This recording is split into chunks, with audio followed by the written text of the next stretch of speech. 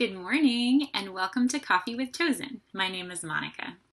So this week we've been talking about repairing and redoing, and we've been learning about ways to give our children grace to try again. But what happens when you, the person as the safe, nurturing adult, is the offender? Let's face it, ask any parent if they lose their patience or have a bad day, and they'll tell you that they do.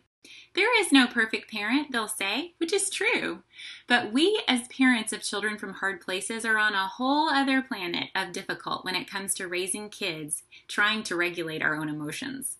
There are days that seem to be one never-ending cycle of emotionally draining incidents, and in the face of challenging behavior from our children, we're trying to use our skills to empower, connect, and correct our children as we take baby steps toward attachment.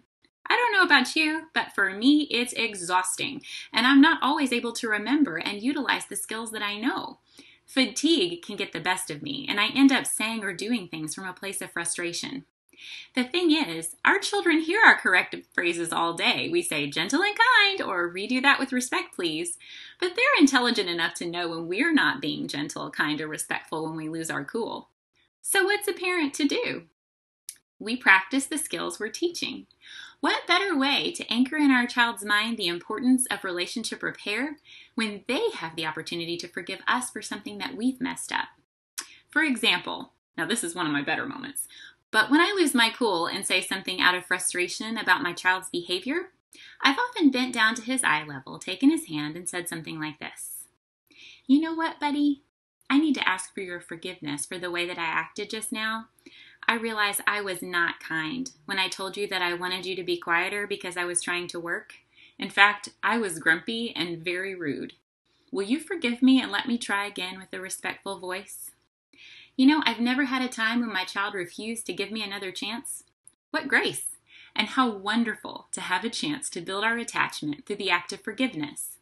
Relationships are not one-sided. When we acknowledge to our children that we've messed up, many of us are fearful that we've given up ground in the parenting game, or that we've somehow lost a position of authority by having to admit to our child that we've messed up. Nothing could be further from the truth.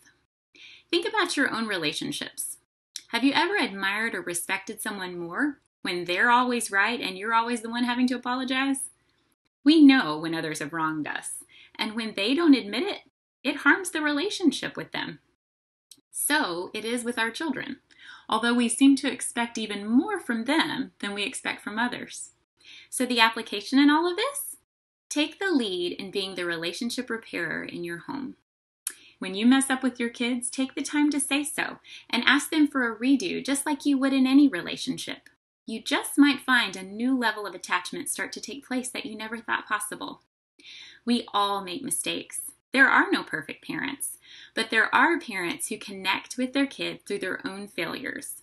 Let's model for them the behavior we desire to see from a genuine heart.